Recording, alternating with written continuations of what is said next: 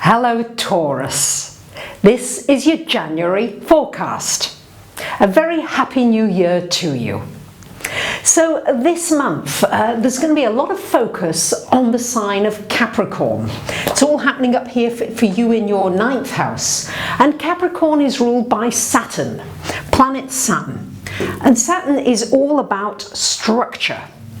And what great time at the beginning of the new year to make some New Year's resolutions. How do you want to structure your life in ways so that you feel as though you're making progress? I mean, Taurus, you are an earth sign. You very much like to feel as though you're being productive. And one of the ways you can do that for this year, especially for January, is to set yourself certain plans. Not too rigid, Taurus. I can feel you already digging your feet in there. No, just gentle plans so that you feel as though you're accomplishing something this month, and maybe set yourself just a few goals, things that you'd like to accomplish or do, and they could be all kinds of things really.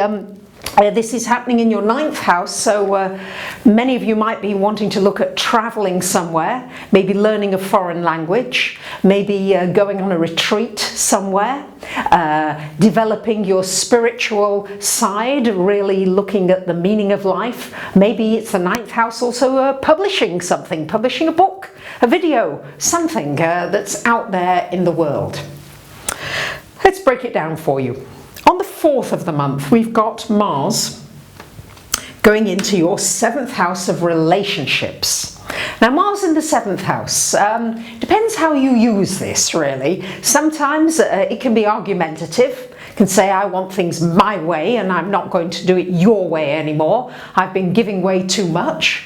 Or Mars in this 7th house is very good at being proactive in your relationships. This would be work, business relationships, as well as personal ones. So maybe it's time to contact somebody that you've not contacted for a long time.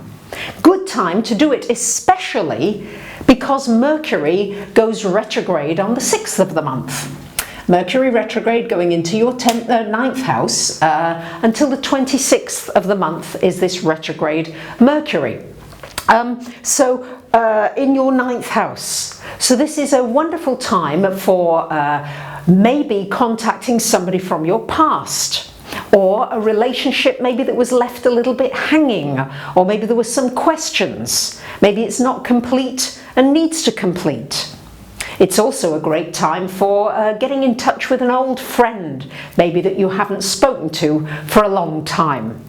The usual things apply with Mercury retrograde. Not the best time for starting new projects, but a wonderful time for completing them, revising, re-editing, those kinds of things. So if you've got some exams or something like that, you've been working hard, they could complete nicely during this Mercury retrograde. So on the 10th of the month, we've also got a new moon happening up in this 9th house for you. So as you can see, really Taurus, the 9th house is a big focus. And I'm going to suggest, if you haven't done it already, you check out my latest free video all about the houses. Because many of you have asked for this, you know, what does this house mean? What does that mean? So it explains it to you in a little more detail. And this 9th house for you is really about you looking at your education. Is there some higher education that you'd like to learn? Is there something else you'd like to study? It's an opportunity for new beginnings with meeting people from overseas, making maybe some business connections, love connections overseas. Who knows, if you're proactive with that Mars, you may go after a love relationship as well during this month. And the new moon here just brings you some new opportunities, some new foreigners coming into your life, also some new opportunity for you to see the world differently.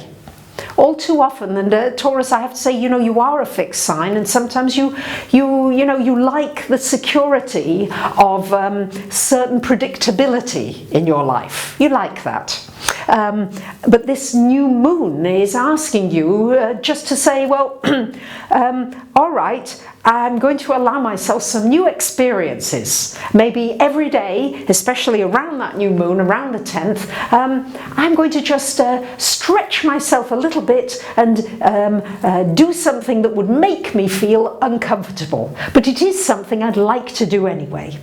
So that's the thing, not something you'd hate to do, but something you'd like to do, but you just, you don't know whether you're comfortable enough doing it. That's what I would do with that new moon in the 9th house.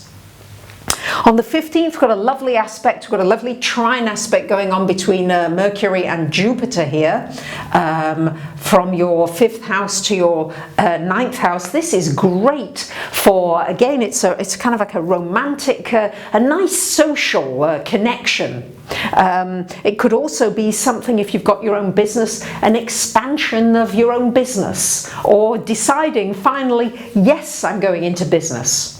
Maybe doing some kind of an international deal, import, export, languages, something like that could also come up for you. On the 21st of the month, we've got the Sun coming into the 10th house, shining its light at the top of the chart. So this could, it's a great time for thinking about your career, what you want to do with your work, and there could be some good news to do with something. Maybe you're going to be appreciated for something that you've been doing. You're actually noticed for it finally.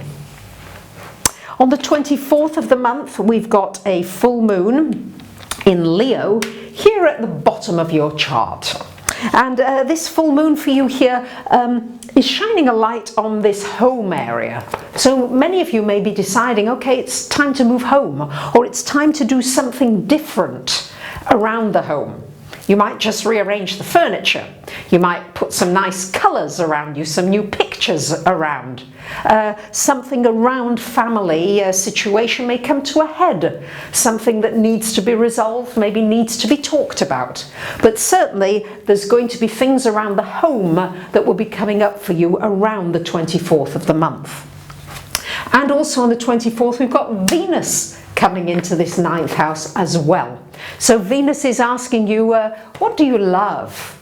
What do you enjoy doing, Taurus? Taurus, you do like luxuries actually, but I have to say Venus in Capricorn is not terribly luxurious. But here in your 9th house, it's like enjoying expanding yourself, enjoying expanding how you see the world. Yes, we are going through a shift of consciousness. This will be a wonderful time for you to allow your, if you like, that top chakra to reach out further. Yes, it's the top of the chart, it's reaching up and reaching out. I would even do some stretching exercises of stretching yourself upwards and outwards, Taurus, because this will help with the energies, tune into the energies of these planetary alignments.